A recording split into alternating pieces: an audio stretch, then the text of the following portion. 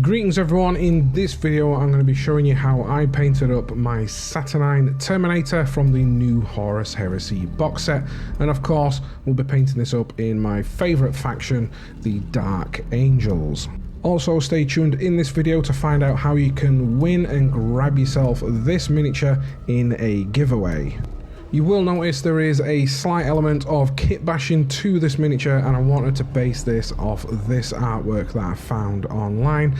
Naturally I didn't have a sword for this one, so we went for the power axe that comes in the box set. Also, if you're wanting to know some of the hints, tips and techniques around how I kit bash this and some of the products that I have used, then I'd highly recommend going over and checking this video out, where I give you all the details that you need to know to be able to kit bash your miniatures. You'll notice I've also added some texture to this miniature, and this was just stippling on some liquid green stuff, and then I've also gone in there with a scalpel and scratched and added some dinks and chips to that surface. Once you've completed the build of your miniature, it's then just a case of priming it up in your favourite black primer.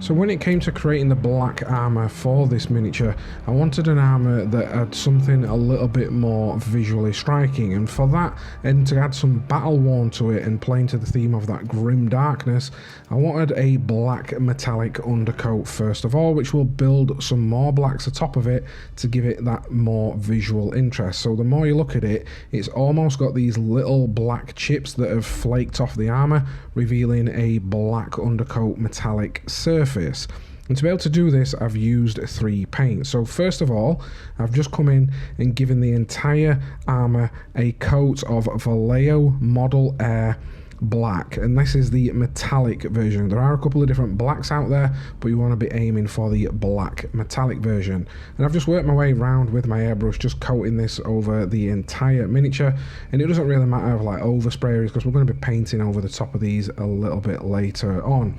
If you want to stipple these on with a brush, that's perfectly fine. You'll see how I do that in the next coming stages. So once you've got that base coat down of the black metallic, I'm then going to come in with Abbadon black, just thin it slightly on my wet palette and begin to stipple this atop of that metallic on any sections that I want to be black. And what that's going to do, because we're stippling it on, it's almost going to give it that chipped effect, so that when we look a little bit closer to it, you're going to be able to see those metallic flakes, if you want to call them that, as though it's been flaking off, and the scratches. And again, it's just overall adding a lot more realistic interest to this miniature, rather than just doing it black and adding some highlights on and all that sort of good stuff. If you do want to add a couple of little highlights, I did this using Citadel's Corvus black. So once I'd put the Abbadon black on top, I came in just to the highlight points, like the top of his shoulders and any points that might have a little bit of a sheen or a shine to them, and I've just added a little bit of Corvus black to that as well. And because it's got a slight cold temperature to it, it's not only going to highlight his miniature, but it's also going to filter it slightly into that colder tone.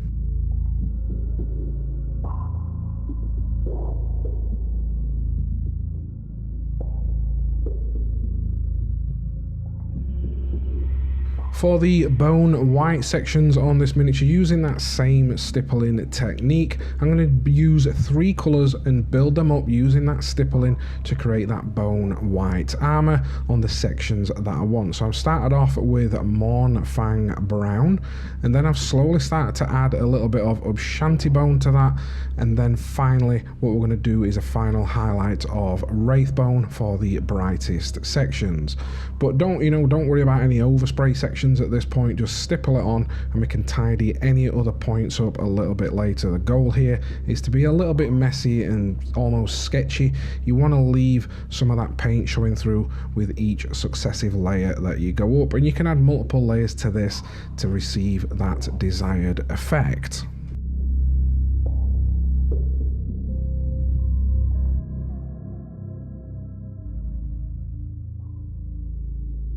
Now at this point, using some reds and also some decals, we're going to add some decorative elements to this miniature. And to do this, for the actual checkered pattern, there's no specific way that you have to do this. If anything, I just like to freehand them on and sketch them in. And this way, the actual imperfections in your paint job can actually add to the overall effect of the chipped armor. So basically all I've done is I've gone in there with some red, added where I think the the little square should be, and then I've just came in with some black and just neatened everything up. But feel free, you don't have to be neat at this point for these checkered stages. The messier the better, it just overall adds to that chipped and worn effect. But for the decals, I've used Microset and Microsol and given these around an hour just to fully go onto the miniature and get everything dissolved around it. Now once you've completed that section and all your decals are dry, it's then a good idea to give the entire miniature a coat of satin varnish. Usually I wouldn't really recommend satin varnishes or anything like that, or even just varnishing your miniature when we get to the weathering stages. But for this, it just adds a little bit to it. It makes that armor a little bit shiny, but the main reason I've added it is so it can actually secure those decals in place, and it'll just cover up any film lines or anything like that around your miniature.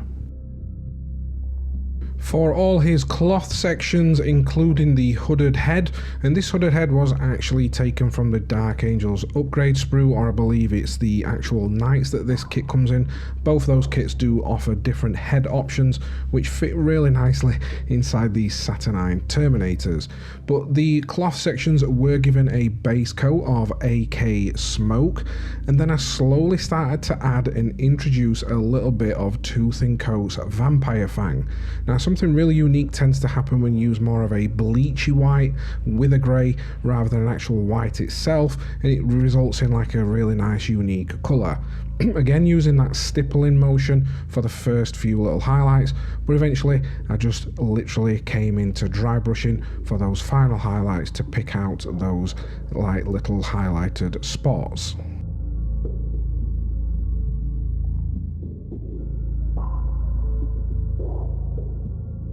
All silver metallic areas, including his trim, were given a base coat, and again I've done this by a dry brushing with Pro Acryl Dark Silver, and then given a final highlight atop of that of Stormhost Silver from Citadel. Now you might be asking, why am I doing a lot of dry brushing in this video? And especially when it comes to metallics, one, it's quicker and faster, and two, it almost gives you these microscopical little scratch marks from the dry brushing technique, which overall add to that effects that we're trying to achieve. You'll notice with each phase that I've done, I've almost created to try and create a little bit of visual interest and texture and some little scratches and wear and tear around this miniature. That includes the armor, the cloth sections, and just so everything's got a little bit of something going on rather than just being a flat surface without any visual interest.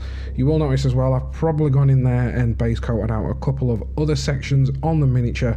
Again, if you want to get creative with your model, if you want some alternative colors, feel free to do that, and that includes the candles at the top. These were just given a base coat of wraith bone. I will get to these a little bit later on how I finish them, but if you do want a more in-depth tutorial on how I do these candles, included the UV resin that I've used, then go over and check out my Blood Angels video where I break everything down in there and give you the full ins and outs of what you need to know.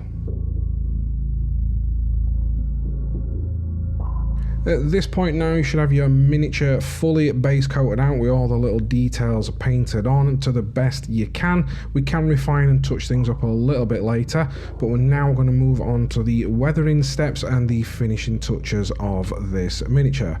But before that, there's just a quick word from this video's sponsor. Today's video is sponsored by Warhammer 40,000 Tacticus, the officially licensed mobile strategy game. In Tacticus, you'll build and command a squad of over 80 legendary champions from across the Warhammer 40,000 universe, including fan favourites like the Ultramarines, Necrons, Sisters of Battle, Black Legion, Orcs, and many more. Every hero comes with unique abilities, powerful synergies, and a role to play on the battlefield. Every battle in Tacticus rewards smart positioning, explosive combos, and quick, satisfying turns. Whether you're pushing through a story campaign, dominating real-time PvPs, or teaming up in massive guild raids, there's always war waiting. Whether I'm on the go, killing time, or just waiting for my paints to dry, I've caught myself diving back in. Who's my favourite? Lieutenant Titus is an absolute beast on the battlefield, and watching that overkill pop up every time on his attacks never gets old. And the fight is about to get even louder as Tacticus is celebrating its 3rd anniversary this August 15th, and the Emperor's children are joining the battle. Expect noise, chaos, and pure Slanesh-fueled destruction. These aggressive, ability-driven damage dealers are here to overwhelm the battlefield. Expand your roster, experiment with new tactics, and rise through the ranks in every mode. Click the link in the description to download Warhammer 40,000 Tacticus for free on iOS and Android, and lead your champions to glory. Now for our first stage of weathering, we're going to be applying a unifying wash of Villainy Ink Goons Grime. This is an enamel based product, one that we can reactivate once it's dry and pull back off the miniature. I load some onto a dry palette, and for that you could use something like a large Citadel base, some baking paper on its own without anything underneath it, or even just something like a glass sheet. I load some onto there and then mix it and thin it 1-to-1 with mineral spirits. It's important that we use mineral spirits as water will mess this job up quite a bit. So I start to apply it around the miniature, just letting it run into the crevices. You'll notice I don't apply it to the entire miniature as I normally would, but for this I'm just applying it to select areas, especially the bone white armour, and then also around the lower half of the miniature. But essentially we're going to be adding this to any parts where we want to add some subtle grime and natural weathering elements. This will just represent some dirt and grime buildup that's happened over the years, and this will just tie everything in to its base and weather the miniature into its environment. But once I've applied it and let it run all over the miniature, I'm going to give it around 15 minutes to dry, or you can use a blow dryer to speed up that process. And this is just going to dry really matte, and then what we can do is grab something like a Q-tip, or even these little eye makeup sponges work really well for this situation as well. I'm going to lightly moisten that with some mineral spirits to reactivate that Goons Grime, and then we can start to manipulate, push and streak and just have tons of fun with these products. That's the beauty of enamels. We've got plenty of working time, and we can also reactivate them and completely remove them if we don't like it. But I turn some into streaks, I remove some completely, and some areas I just dab to get some unique patterning of the grime, but I'm leaving it in areas like the crevices and again any places that would have natural dirt build-up. After that's done, once you've reactivated and messed about with that and completed everything, again just give it around 15 minutes or use your blow dryer before moving on.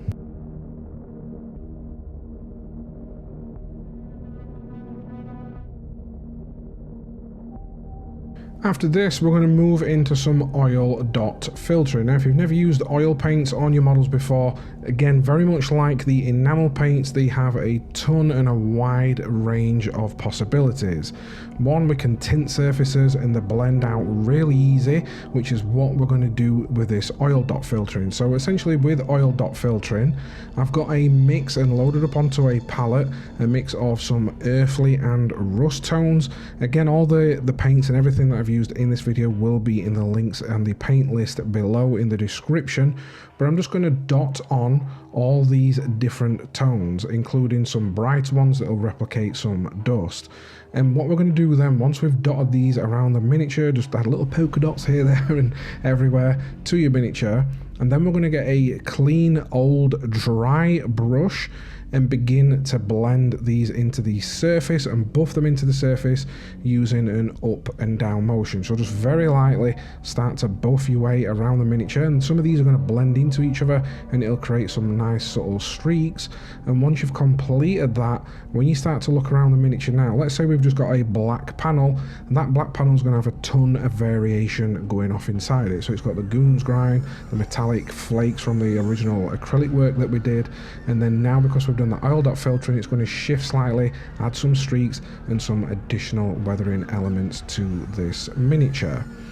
But once I've done that, I'm going to go back to my rust colours. Now I know a lot of you are already typing in the comments, ceramite doesn't rust. I'm aware of that. This could either be some, you know, just some weathering elements that's happened to the miniature, or if you're like me, you're not really too fussed about the rust on there. I just go in there, thin it right down to a wash consistency with mineral spirits, and just allow it to flow into some of the recesses, especially around some of the metallic elements or some of the armour that would naturally be exposed to wear and tear.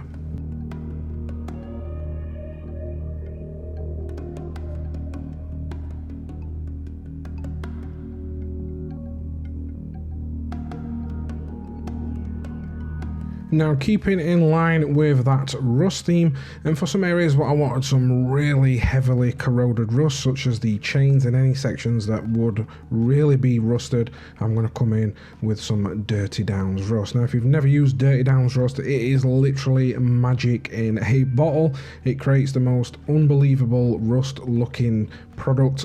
Anything on your miniature will automatically look cool with this product on it. But the reason I've gone for Dirty Downs rust and not the oil paints is because it does leave a little bit of a different finish and a different texture, and you can control it with water on the brightness, so the thicker that you apply it, the darker it goes, and the more water or thinner you apply it, the lighter that rust tone will go. And sometimes I'll apply one coat, and then once that's dry, I'll go back in with some water just to manipulate and reactivate it, just to get some crazy different colour variations. And because we've got that difference between the Dirty Downs rust and the subtle rust on the armour, everything just blends together, again adding some of that visual interest to the miniature. Don't be afraid if you want to put some Dirty Downs rust onto other sections of your miniature as well, that's completely fine. Again, it's just going to add to that overall rust effect.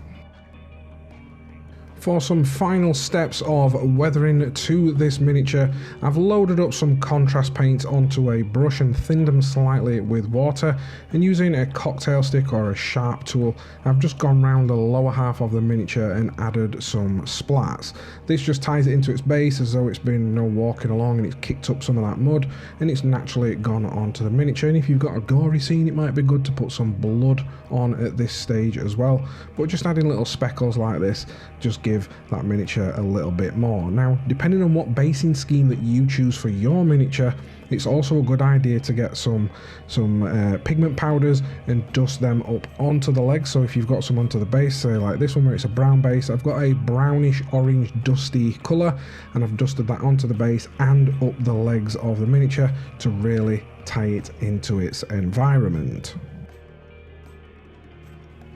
Now, some final closing thoughts before you click off this video, which I think are really crucial and important. So let's recap what's happened and why it works.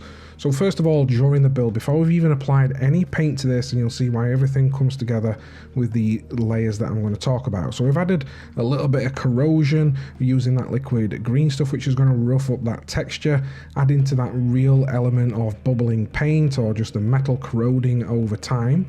Then we've added the chipped armour, which gives everything a little bit more visual interest with that metallic base, and then the paint applied over the top in that stippling fashion, and that'll give the armour that old wear and tear look.